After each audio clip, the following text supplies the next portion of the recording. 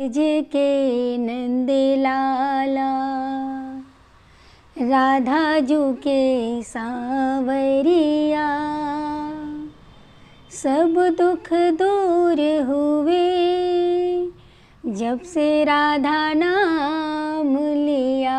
ब्रज के नंद लाला, राधा जू के सांवरिया, सब दुख दूर हुए जब से राधा नाम लिया। ब्रज के नंद लाला। भक्तों कहते हैं कि प्रभु हमारी पुकार क्यों नहीं सुनते हैं। प्रभु सुख और दुख दोनों में हमारे साथ रहते हैं, परंतु हमें आभास नहीं होता कि प्रभु हमारे दुख में साथ हैं कि नहीं हैं। मन बड़ा विचलित होता है और बहुत ही ज़्यादा परेशान होते हैं जब बहुत सारी विपत्तियों से हम सब घिरे रहते हैं। जब कहते हैं कि प्रभु बंधुओं की जब दुख आता है तो चारों तरफ से आता है, जहाँ तक हमें कोई भी रास्ता दिखाई नहीं पड़ता। तब हार कर हम प्रभु की शरण में जाते हैं और उनसे बहुत सारी शिकायतें करने लगते हैं। ठीक उसी तरीके से एक सत्य घटना आज हम आपको सुनाने जा रहे हैं, जो कि हमारे वृंदावन की है। वृंदावन में एक ही बड़ा प्यारा सा भक्त था, भोला भक्त जिसका नाम था। और भोला इतना था कि बस पूछो ही ना कितना भोला था। भोला की भक्ति थी वो बहुत ही सत्य और अटूट थी। एक समय की बात है कि भोला अपनी तमाम परेशानियों से परेशान होकर बिहारी जी के पास रोज जाता था। जब एक दिन ज़्यादा परेशान हो गया तो बिहारी जी के पास जाकर बोलता है कि बिहारी जी, हाँ आप हमारे पर इतना दुख डाल दिए हो, मैं आपसे कुछ नहीं कहता हूँ, क्यों आपने मेरे साथ रहते हो, हमेशा क्यों नहीं मेरे दुख में मेरे साथ रहते हो। तो बिहारी जी ने कहा, देखो बोला, मैं तुम्हारे साथ तो हमेशा रहता हूँ। तो उसने कहा, परंतु मुझे आप दिखाई क्यों नहीं देते हैं, मुझे महसूस क्यों नहीं होता है।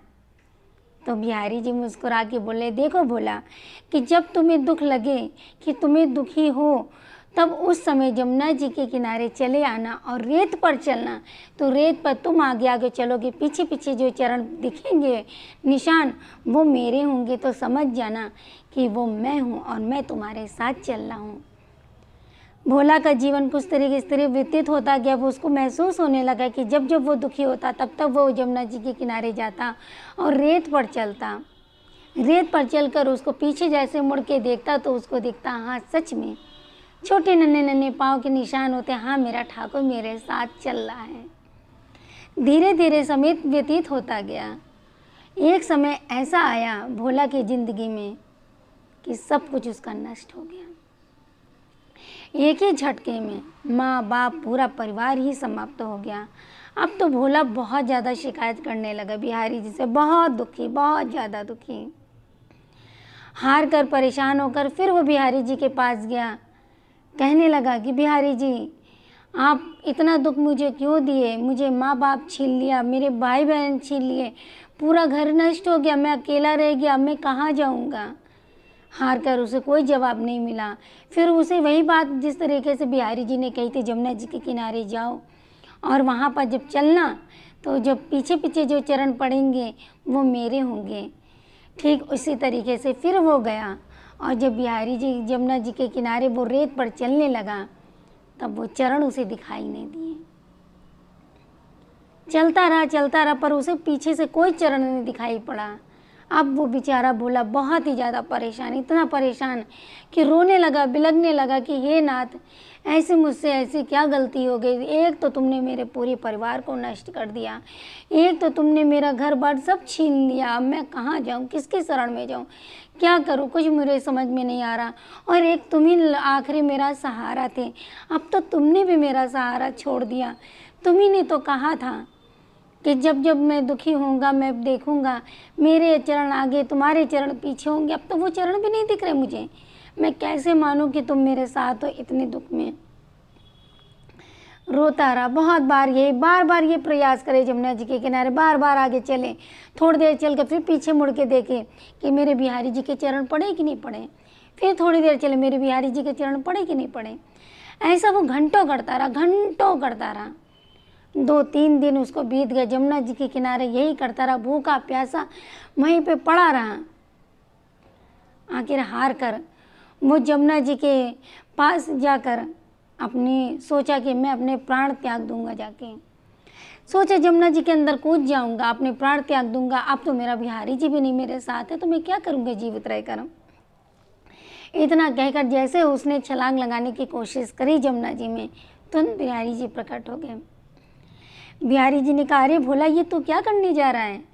तो कह रहा है, जब आज मैं प्राण त्याग करने जा रहा हूँ तब तुम मेरे सामने हो, और जब इतने दिन से मैं परेशान था, मैं तुम्हें याद कर रहा, तब तुम कहाँ थे? क्यों अपने वादे से मुकर गए? क्यों मुझे पीछे चरण तुम्हारे नहीं दिख रहे थे मुझे?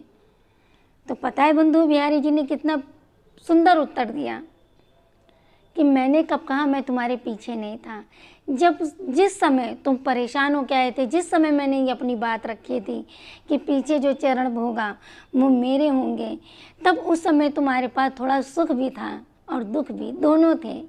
लेकिन जब तुम्हारे ऊपर इतनी भारी विपत्ति आई, इतनी भारी विपत्ति आई, तब मैं नहीं, तुम नहीं चल रहे थे। उस समय मैं तुम्हें गोदी लग कर लेकर चल रहा था, और जो चरण तुम्हें दिख रहे थे, जो तुम्हें अपने लग रहे थे, वो तुम्हारे नहीं थे, वो दरअसल मेरे चिन्ह थे।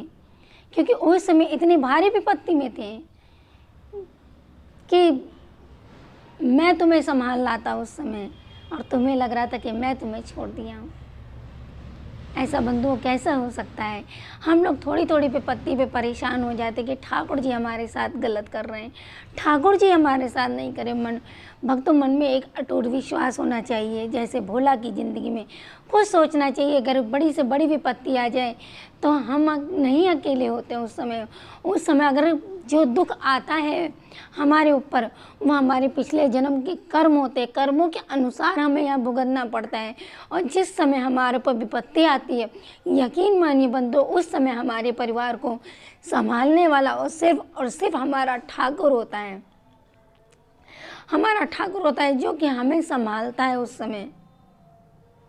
और हम बस यही सोचते हैं कि ठाकुर जी ने हमारा साथ छोड़ दिया, ठाकुर जी ने हमारे साथ गलत किया।